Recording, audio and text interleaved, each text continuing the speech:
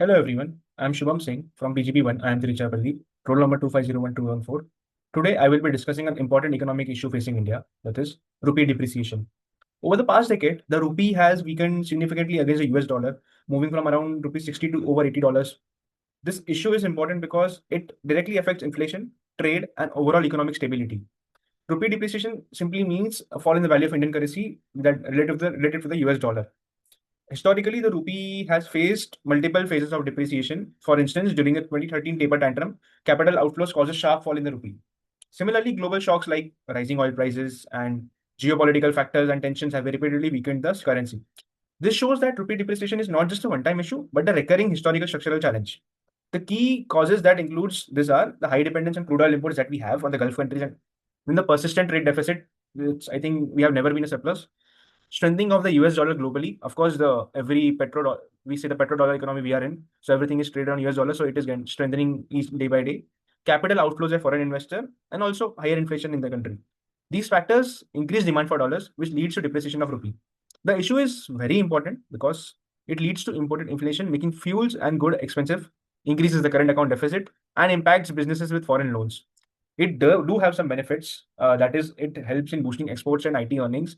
Country IT contributes to a large part of GDP, and as the rupee weakens, it's cheaper for others to import material from our country, and that is why it helps in boosting.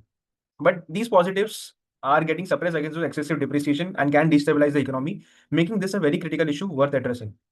To address rupee depreciation, the following measures should be implemented by RBI in phases. For short term, they can intervene using forex reserves and they can hike the interest rates to attract the foreign capital.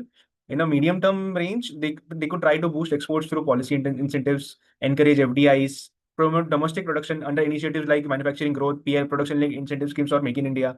In long term, however, we have to solve the root causes of it. We have to reduce our dependency on the oil imports through renewable energies. The country is already progressing a lot toward it, and I believe it could be done. Strengthening the industrial and supply chain capabilities of the country and improving the macroeconomic stability. There do exist some barriers to this that global economic condition uncertain and it is beyond India's control to handle it, like the current war that is happening in the Middle East.